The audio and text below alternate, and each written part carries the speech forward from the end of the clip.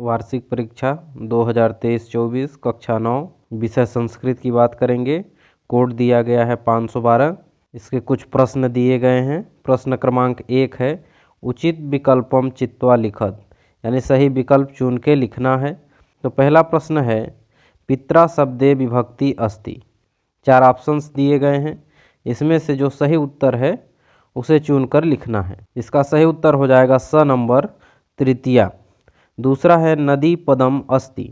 इसमें बताना है कि इस शब्द में कौन सा पद होगा, तो इसका सही उत्तर हो जाएगा अ नंबर इकारांत। अगला प्रश्न है प्रश्न क्रमांक 3 बालक शब्द लिंगे भवति, यानी बालक शब्द में कौन सा लिंग है। ब नंबर हो जाएगा पुल्लिंगे।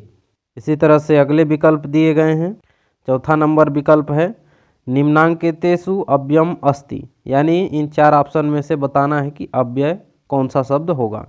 इसका सही उत्तर हो जाएगा द नंबर स। अगला प्रश्न है 5वां नंबर है बालकः शनैः शनैः पठति अस्मिन् वाक्ये अव्ययम अस्ति। इसमें भी अव्यय बताना है। इसका सही उत्तर हो जाएगा ब नंबर शनैः शनैः। अगला प्रश्न है बालिका पदे वचनम अस्ति। बालिका शब्द जो है इसमें कौन सा वचन होगा। तो 4 ऑप्शंस दिए गए हैं, इसमें से सही उत्तर बताना है। तो इसका सही उत्तर हो जाएगा एक वचनम। दूसरा प्रश्न है प्रश्न क्रमांक 2 उचित विकल्पम चित्वा रिक्त स्थानानि पूरयत, यानी खाली स्थान को भरना है। पहला प्रश्न है गच्छति क्रियापदे धातु भवति। इन दोनों में से सही उत्तर को हमें रिक्त स्थान में भरना है। तो इसका सही उत्तर हो जाएगा, तो यहाँ पर गम भर लेंगे। अगला है पठ धातो लिट लकारस्य मध्यम पुरुष एक वचने रूपम भवति। 2 शब्द दिए गए हैं, इसमें से सही उत्तर को हमें रिक्त स्थान में भरना है। इसका सही उत्तर हो जाएगा पठिष्यसि, यानी इस वाले शब्द को हमें यहाँ भर लेना है। फिर तीसरा है वद धातु लंग लकारस्य प्रथम पुरुष बहुवचने रूपम भवति। यहाँ भी 2 शब्द दिए गए हैं, इसमें से जो सही उत्तर होगा हमें यहाँ भरना है। इसका सही उत्तर हो जाएगा वदति। फिर अगला प्रश्न है लभते इति रूपम लकारे भवति। इसका सही उत्तर हो जाएगा लट लकार। यहाँ पर लट लकार भर लेंगे। फिर अगला है निर्गमक्षति पदे उपसर्ग अस्ति।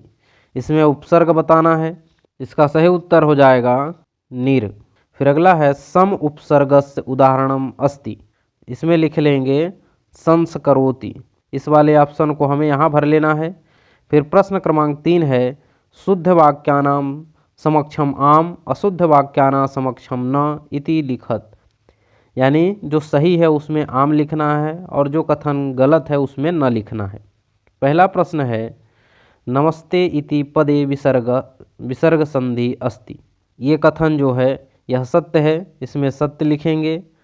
अगला प्रश्न है महेश व्यंजनम संधे उदाहरणम अस्ति। यह असत्य है, तो इसमें असत्य लिखेंगे। फिर अगला है आयादि संधे उदाहरणम भवनम अस्ति। तो इस शब्द में कोई पाई मात्रा नहीं है, तो ये आयादि संधि होगा, यानी यह कथन जो है यह सत्य है। अगला है दिगु समासस्य उदाहरणम प्रतिदिन अस्ति। प्रतिदिनम जो है यह अव्ययी भाव समास का उदाहरण है। यहाँ पर दिगु बोला गया है, तो यह कथन जो है असत्य हो जाएगा, तो इसमें असत्य लिखेंगे।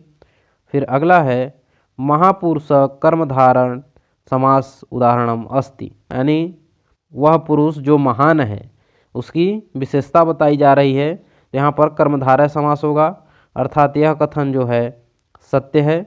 फिर अगला है पितरौ इति द्वंद्व समास उदाहरणम नास्ति, यानी पितरौ जो शब्द है वो द्वंद्व समास का उदाहरण नहीं है, तो यह असत्य है, क्योंकि पितरौ जो है वो द्वंद्व समास का उदाहरण है। पितरौ यानी माता और पिता।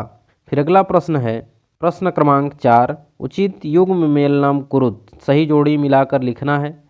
इसमें 2 स्तंभ दिए गए हैं अ और आ। पहला है गुणयुक्त। इसका सही जो उत्तर हो जाएगा वो लास्ट वाले में मिला लेंगे। फिर अगला है खिन्ना। खिन्ना का हो जाएगा बालह, इसका इसमें मिला लेंगे। तीसरा है सरस्वती, तो सरस्वती का जो है वो वाणी हो जाएगा। फिर अगला है देवराज, तो इंद्र को देवराज भी कहा जाता है।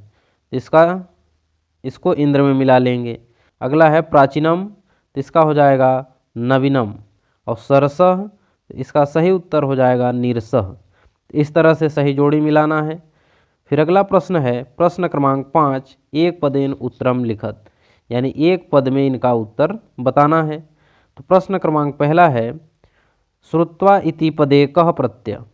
अब इसमें शब्द के लास्ट में त्वा जुड़ा हुआ है, तो ये हो जाएगा कत्वा प्रत्यय। अगला है तुमुन प्रत्यय एकम उदाहरणम लिखत। तुमुन प्रत्यय का एक उदाहरण लिखना है, यानी शब्द के अंत में तुम शब्द आना चाहिए। जैसे हो जाएगा पठतुम, अब लास्ट में तुम शब्द आ रहा है तो इसमें तुमुन प्रत्यय होगा। हस्तुम, तो इस तरह से हमें एक उदाहरण लिख लेना है। फिर अगला है अजा इत्यस्मिन् पदे कः प्रत्यय। अजा में कौन सा प्रत्यय होगा, तो इसका सही उत्तर हो जाएगा आ। अगला है कः बाल्ये विद्या न अधीतवान, तो इसका सही उत्तर हो जाएगा तपोदतः। इसमें लिख लेंगे तपोदतः। फिर अगला प्रश्न है तेजोमयी का भवति, इसके उत्तर में लिखेंगे वाक। वाक लिख लेंगे। फिर अगला है अजात शिशु कुत्र सुरक्षितम तिष्ठति, इसमें लिख लेंगे मातृगर्भे, सही उत्तर हो जाएगा। फिर अगला प्रश्न है, यहाँ से प्रश्न दिए गए हैं, इनका उत्तर आपको लिखना है। ये सभी प्रश्नों को ध्यान से देख लीजिए।